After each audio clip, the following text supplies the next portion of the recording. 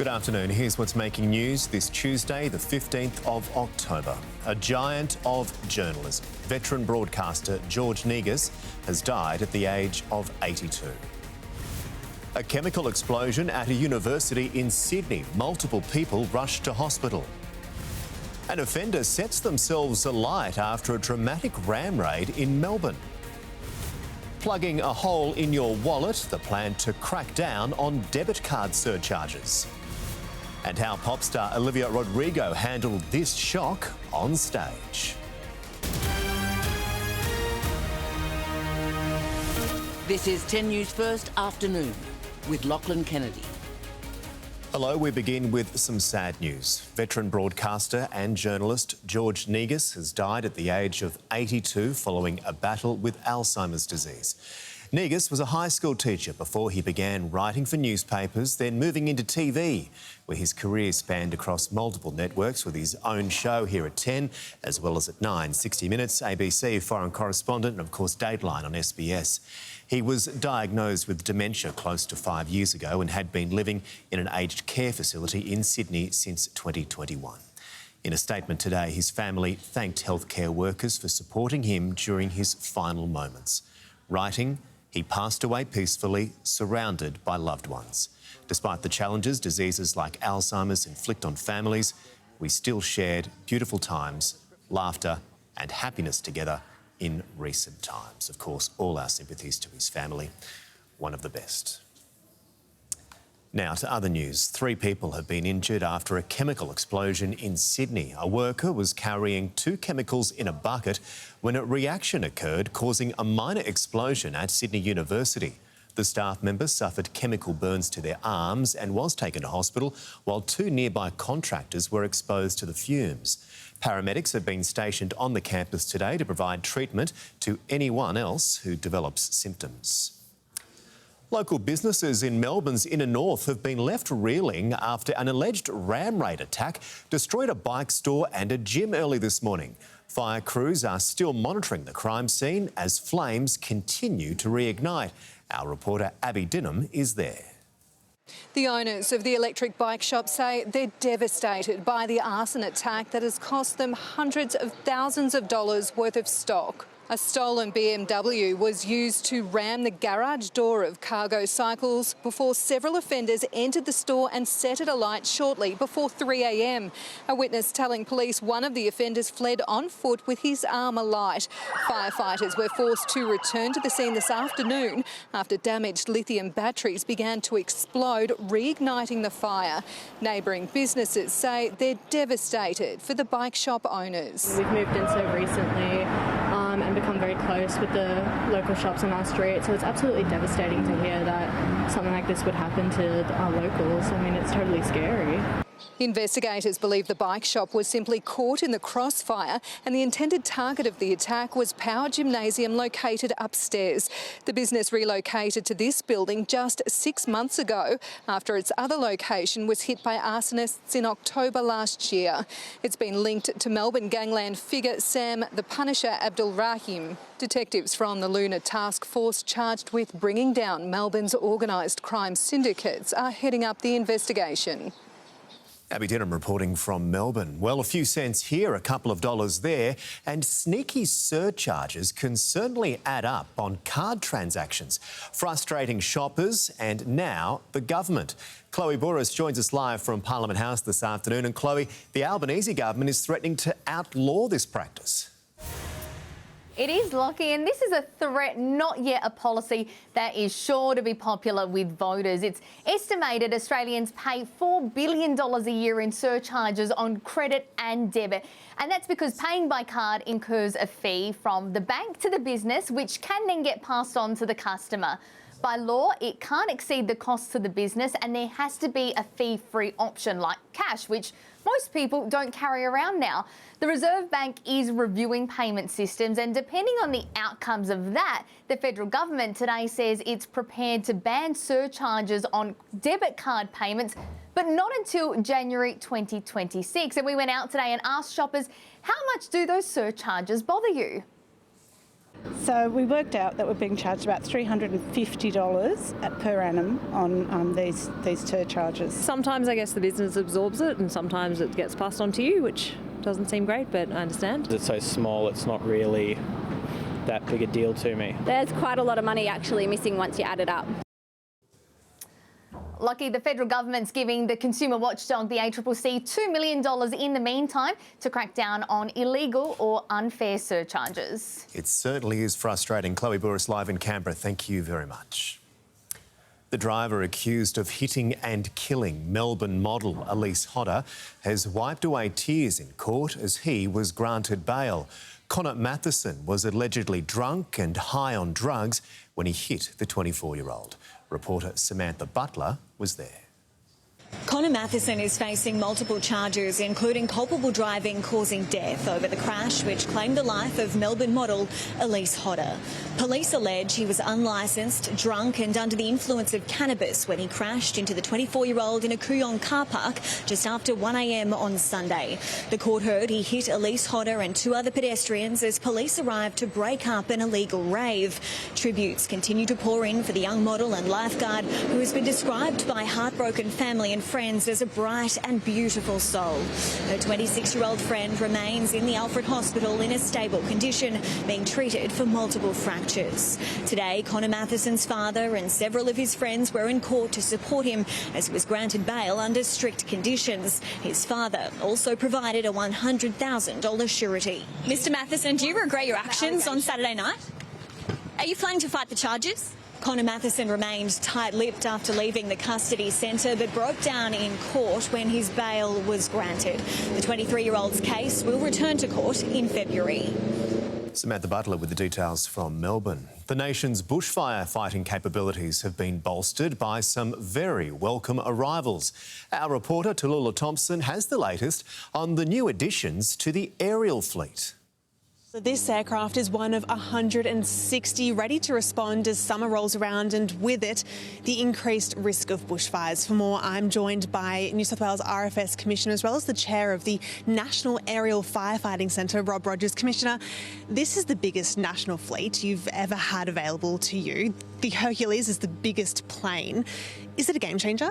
Yeah, absolutely. And look, I think the fact is that the federal government has recognised that more resources need to be put in that. States and territories have been putting lots of money into this area.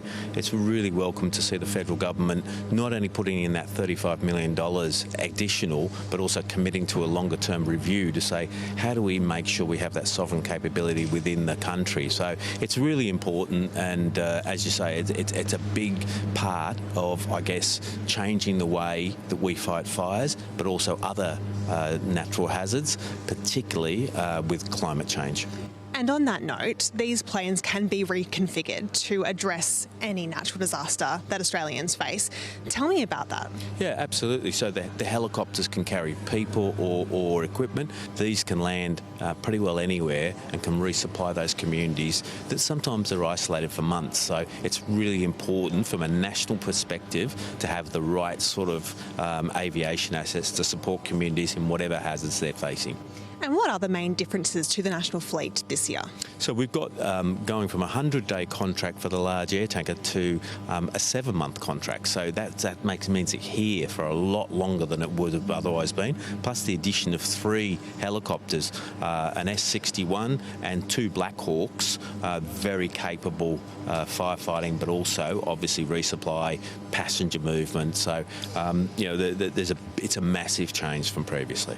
Thank you, Commissioner. Now, these aircraft, they are positioned around the country. They can be deployed within minutes, ready to respond to anything that authorities face. And, of course, we know that every second counts. Tallulah Thompson in Sydney. Well, the time has finally arrived. It is what the past 13 years of schooling has been leading up to. Year 12s across New South Wales have finally begun their final HSC exams. Ali Donaldson has all the details. Well, Lockie, if some people seem a little wound up, be kind. It's testing times for the New South Wales HSC class of 2024. More than 76,000 have just sat their first exam. English has just wound up, and they're part of the biggest HSC cohort in history. The HSC is a huge logistical exercise. 80,000 students this year, the largest cohort ever. It's been running for 50 years.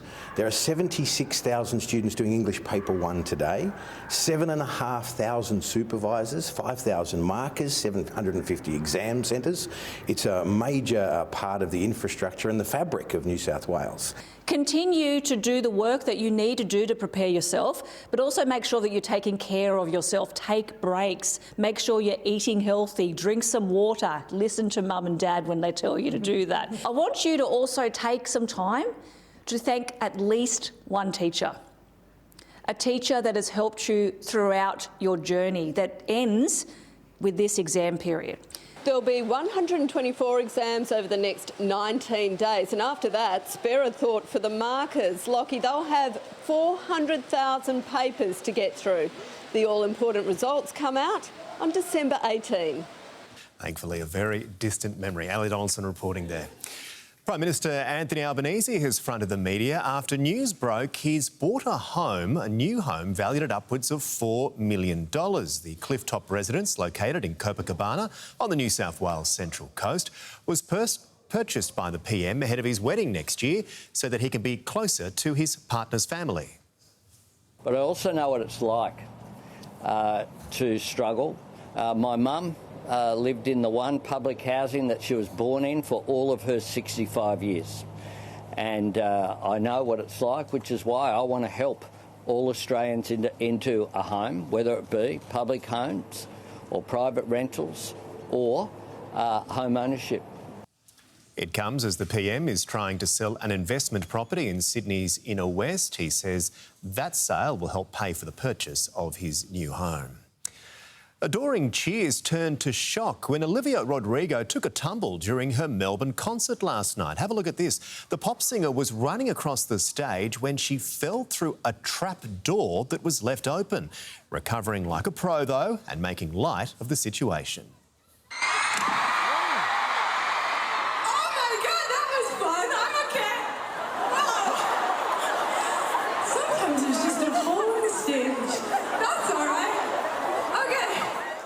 How classy is she? It was Rodrigo's fourth and final night playing at Rod Laver Arena before she takes her tour to Sydney later this week, where the trap doors will be double-checked.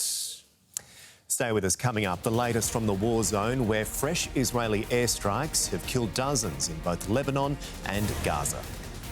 Plus, law enforcement agencies at odds over whether Donald Trump was actually the target of a third assassination attempt. Also ahead, the growing avalanche of sexual assault allegations against rap mogul Sean Diddy Combs, and hunting for aliens in our own solar system.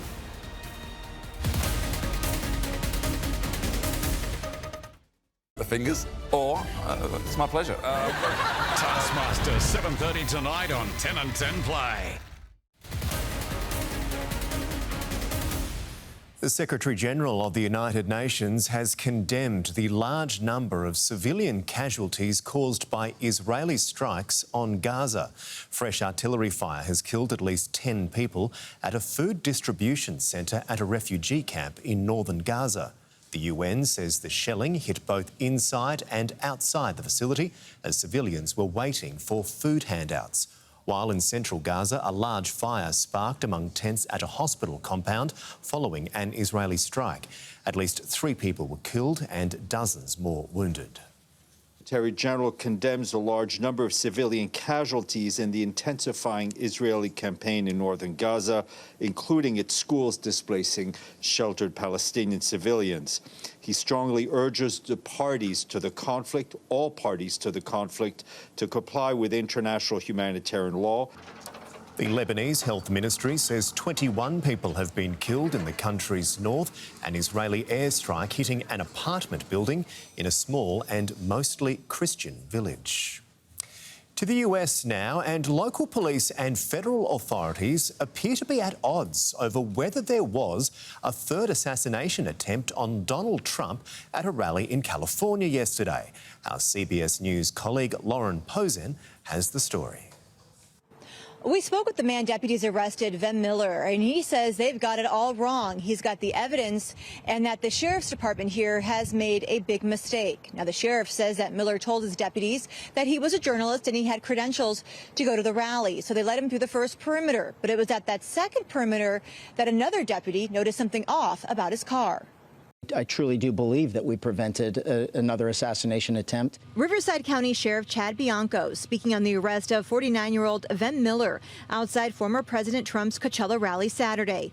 But despite his statement, tonight, a federal law enforcement source telling CBS News there is no indication of an assassination attempt connected to this incident. Bianco says deputies noticed something off about Miller's vehicle at a checkpoint outside the event. The vehicle had an obviously fake license plate, and that prompted further investigation from our deputy. When the deputy searched the car, Bianco says the deputy found a handgun, shotgun, a high-capacity magazine, and other concerning items. The deputy eventually found multiple passports with multiple names, multiple driver's license with different names.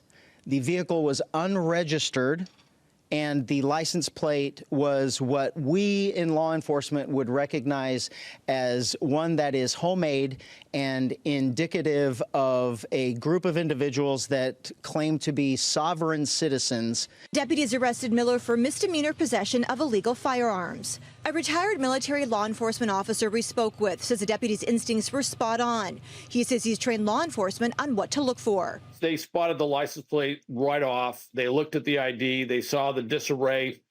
These are all classic signs of someone out there kind of with sovereign citizen beliefs, sort of on the fringe. And I'm sure whatever he said, there's a number of triggers in the language. The Secret Service and FBI are also investigating.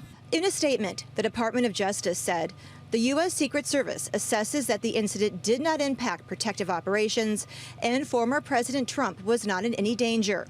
While no federal arrest has been made at this time, the investigation is ongoing. Bianco says Miller never made it inside the rally or even close to where the former president was going to be. It was our intent to make sure that there was an outside perimeter and an inside perimeter, that no one that did not belong there, that intended to do him harm or anyone else harm, would be allowed inside that event, and we did exactly what we had hoped for. Miller will be in court January 2nd for the charges he's facing. American rapper and hip-hop mogul Sean Diddy Combs has been slapped with a new wave of lawsuits.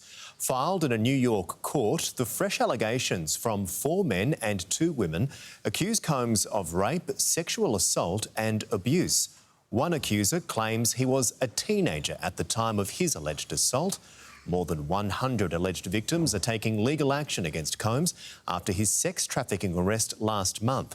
The rapper remains in custody and denies all civil and criminal charges against him. A train driver has been killed and dozens of passengers injured after a crash in the US state of New Jersey. The commuter train hit a tree that had fallen onto the tracks.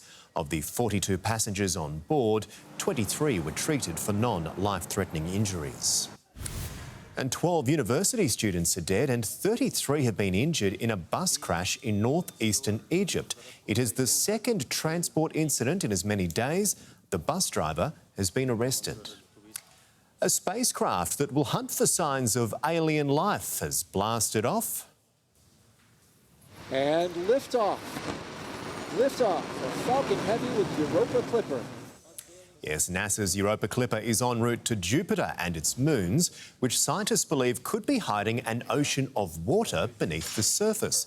The spacecraft will look to determine whether conditions there could support life, but making the 3 billion kilometre trip won't be easy or quick. The spacecraft is not expected to arrive until April 2030.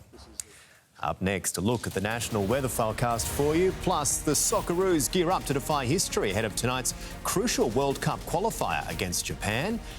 And here's what else is coming up in your local 10 News First Bulletin at 5. Making news in Sydney, 3 people hospitalised after a chemical explosion at the University of Sydney.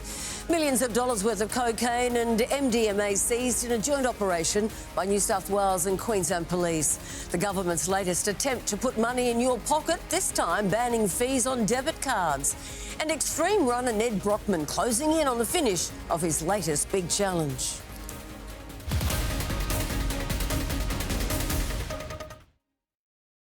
To help hydrate skin overnight. Turn to the #1 recommended sensitive skincare brand by dermatologists and try QV Face Nurturing Night Cream, just $14.99 at Chemist Warehouse. And for further hydration, try the QV Ceramide range for face and body. Live, look, feel fabulous at Chemist Warehouse.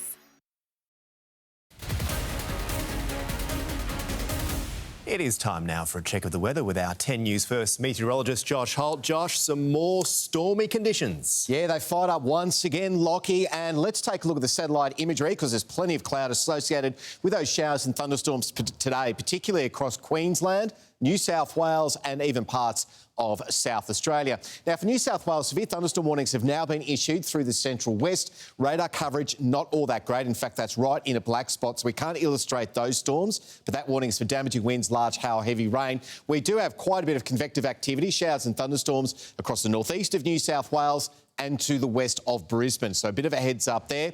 In terms of Sydney, it's been quite wet overnight into this morning. Those showers have started to clear, although we are getting the odd light shower persisting across the southern suburbs right now.